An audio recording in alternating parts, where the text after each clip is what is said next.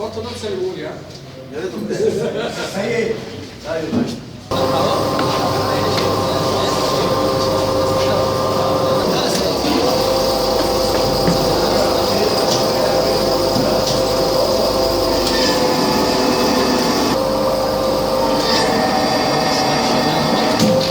في زرار هنا اهو، لو انت دوست عليه كده دوست عليه جوه يرجع البوجه ورا، ولو سحبته لقدام يطلع القلم اللي انت عايز تقطع عليه.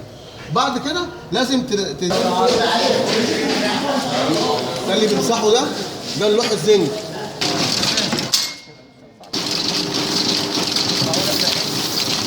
تمام كده ضرب الورقه طبعا تطلع مطبوعه لورا طبعا. تمام يا علي. احنا بقى ايه بنطلع بناخد الورق من هنا يرجع لحاله التسليم ورا. ده عباره عن صفحات يا جماعه. تمسك الورقه تسلم الورقه لجهاز التسليم اللي هو الدرون. الدرون دوت في اللحظه اللي بيقف فيها يمسك الورقه يلف يقابله.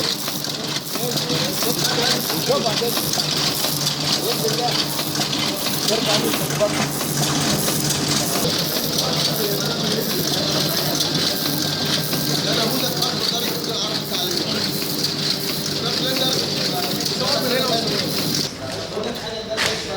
ده الورق اللي اتطبع على المكنه.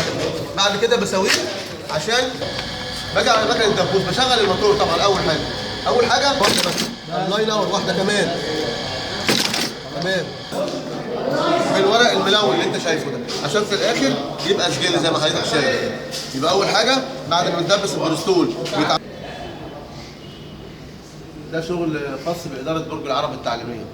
هم جابوا امر توريد وخدوا الاسعار جابوا لنا الشيك، وزي ما حضرتك شايف كده شغل الطبع وتلف بواكي وسجلات عمل السجلات